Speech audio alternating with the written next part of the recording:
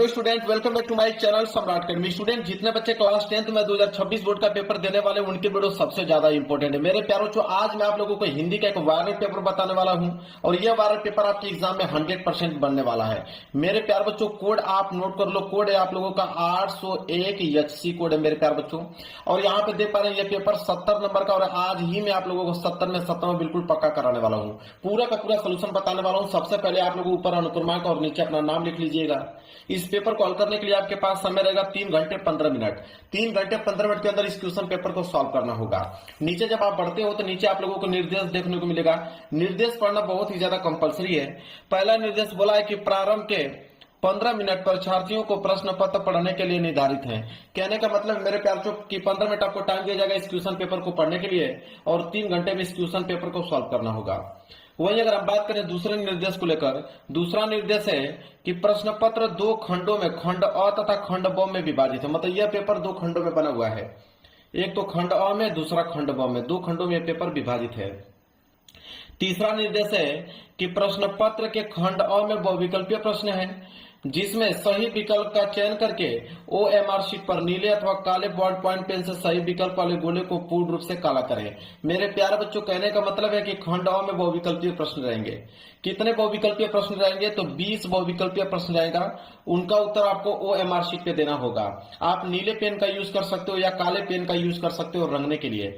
ध्यान रहे कि आपको बॉल पॉइंट पेन का इस्तेमाल मेरे प्यार बच्चों करना है, जेल वाली पेन का इस्तेमाल नहीं करना है। इस बात को याद रखिएगा। जेल वाली पेन नहीं लेकर जाना है, सिर्फ लेकर जाना है तो बॉल पॉइंट पेन ही लेकर जाना है। इसके बाद चौथा निर्देश है, कह रहा है कि खंड अ में बहुविकल्पीय प्रश्न है तो प्रत्येक प्रश्न के लिए 1 अंक निर्धारित है। मेरे प्यारे बच्चों, जो बहुविकल्पीय प्रश्न 20 देगा उसमें बोला है कि एक प्रश्न जो है 1 नंबर के लिए पूछा जाएगा।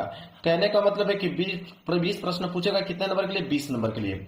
तो 20 प्रश्न 20 नंबर के लिए पूछा जाएगा ऑब्जेक्टिव क्वेश्चन खंड अ में। इसके बाद पांचवा है आप लोगों का कि प्रश्न पत्र के खंड अ के प्रश्न हेतु 1 घंटा तथा खंड ब के प्रश्नों को हल करने हेतु 2 घंटे का समय निर्धारित है। मेरे प्यार बच्चों, खंड अ जिसमें 20 बहुविकल्पीय प्रश्न है उनको हल करने के लिए 1 घंटे का समय दिया गया है। मेरे प्यार बच्चों, 5 मिनट के अंदर सारे के सारे ऑब्जेक्टिव क्वेश्चन कर डालोगे, क्योंकि पूरा का पूरा सोल्यूशन बता देता हूं, याद कर लो। 5 मिनट के अंदर ही आप सारे के सारे ऑब्जेक्टिव क्वेश्चन का जवाब दे पाओगे। बाकी जितना भी समय आपके पास बचेगा पूरा का पूरा खंड ब में लगा दीजिएगा हल करने के लिए। इसके बाद लास्ट निर्देश है कि प्रत्येक प्रश्न के सम्मुख उनके निर्धारित अंक दिए गए हैं। मतलब हर एक प्रश्न के आगे लिखा हुआ मिलेगा कि प्रश्न 1 नंबर का है, कि 2 नंबर का है, कि 4 नंबर का है, कि 6 नंबर का है। जितना भी नंबर का होगा हर एक प्रश्न के आगे लिखा हुआ मिलेगा। तो मेरे प्यार बच्चों, यह था आप लोगों का निर्देश पूरा डिटेल में मैंने पढ़ के आप लोगों को बता दिया। पेपर इधर से स्टार्ट हो रहा है, मैं पेपर आप लोगों को दिखाता हूँ। How to start investing using artificial intelligence. Use Pocket AI. Invest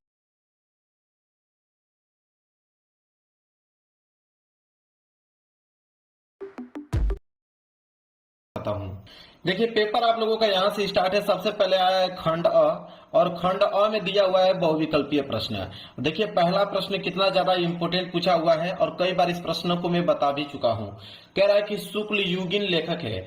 मतलब 4 ऑप्शन आपको दिया हुआ है। शुक्ल युग के लेखक इन चारों ऑप्शन में से कौन है यही बताना है। 1 नंबर के लिए प्रश्न है।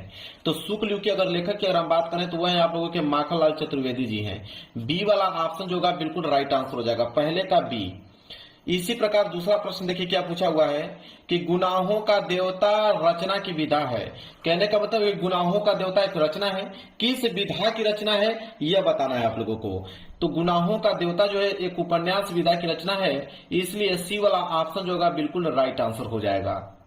चलिए आगे चलते हैं। देखिए क्वेश्चन नंबर तीसरा है कि किशोरीलाल गोस्वामी की रचना है। 1 नंबर के लिए प्रश्न है। तो किशोरीलाल गोस्वामी की रचना इन चारों ऑप्शन में से कौन है? वह है आपके इंदुमती। डी वाला ऑप्शन जो होगा बिल्कुल राइट आंसर हो जाएगा। किशोरीलाल गोस्वामी की रचना क्या है? इंदुमती।